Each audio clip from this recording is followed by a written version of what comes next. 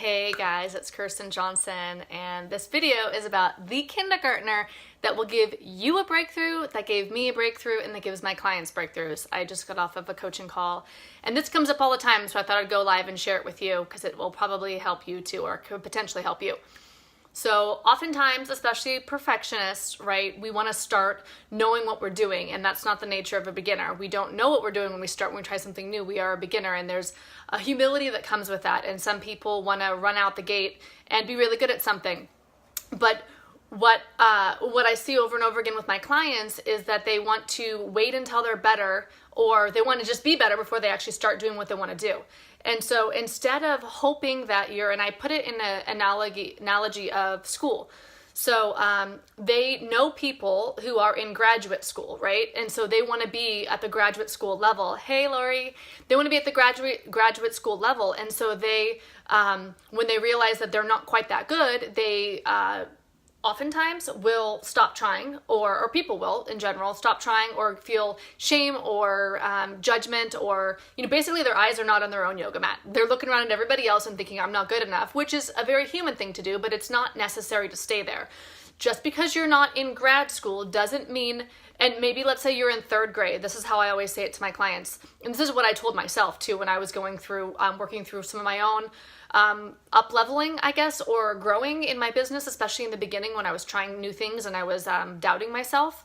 And so if you're in third grade, you can absolutely help a kindergartner. You might not be in graduate school, but to wait until you're at graduate school, this is important. If you wait until you're in graduate school, quote, right? This is just like in any sort of development thing that you're teaching or you're doing or you're wanting to grow in.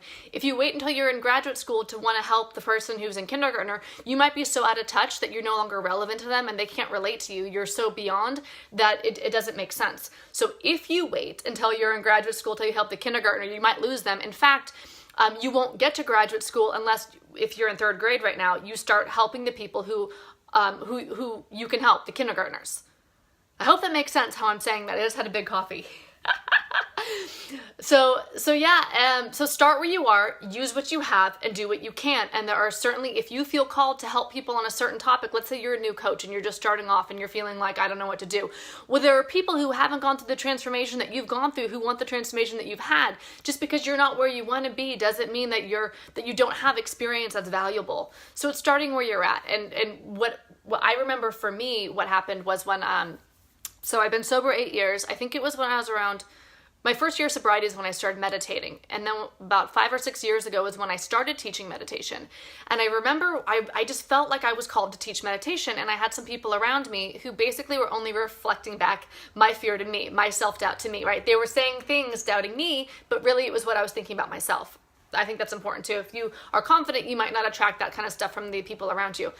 So like one of my friends who had all this experience meditating, wanted to be a meditation teacher, and had meditated decades longer than me, was basically in the mind frame of who do you think you are to meditate, to teach people how to meditate?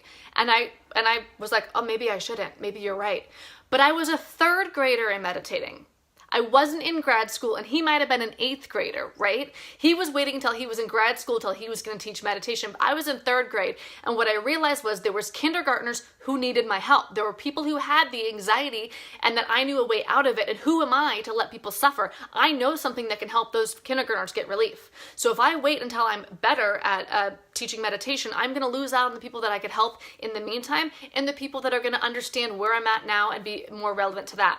And so what I did is I really thought about it as, okay, so maybe I'm not the best and I'm not as good as I'm gonna be, but I want to do it because I feel called to do it, because I feel called to do it means that somebody probably needs my help. And so I'm going to show up and I'm going to do the best I can with what I have right now. And from there I'll grow and I'll learn.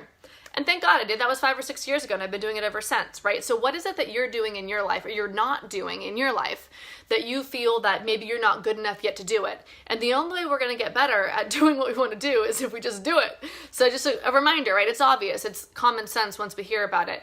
The other thing that I did, which I would recommend, is I posted this on my wall. It's from Marianne Williamson, and maybe you've heard about it before. I'll read the first line, and then I'll just post this in the comments.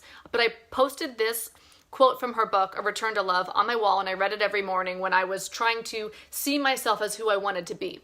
So our deepest fear is not that we are inadequate. Our deepest fear is that we are powerful beyond measure. It is our likeness.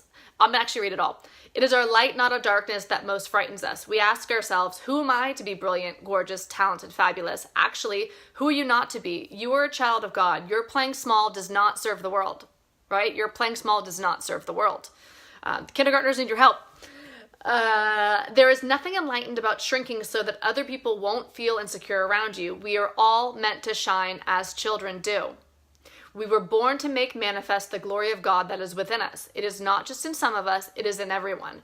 And as we let our own light shine, we unconsciously give other people permission to do the same. As we are liberated from our own fear, our presence automatically liberates others. There you have it. Take the lesson from the I kind of made it up, I guess. I call it the Kindergartner Principle. Start where you are, do what you have, ready, fire, aim. Right? Do it and then adjust based on your results. So we don't wait till we're ready. We start now. We start with the feeling that we want to do something, the calling, the desire. We start with the desire, we take action, and then we look at our results and we course correct and we adjust. So you have everything in you right now already to do what it is that you want to do. If you have a desire in your heart, if you're inspired to do something, it is because it is for you to do. So just take the action. Be humbled as a third grader, as the kindergartner, as the first grader that you are. But if you feel called to help somebody, it's because they need your help. Has nothing to do with whether you're good enough. Of course you are, because you have the call.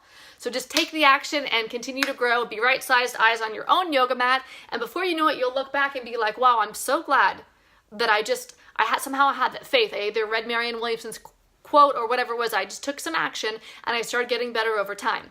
So there are people waiting for you to show up and serve them. And that's why you feel the call to serve. If you feel the call to serve. All right, guys, hope you're having a beautiful day. Give me a little heart if you're there so I can see you before I cruise out. All right, bye, guys.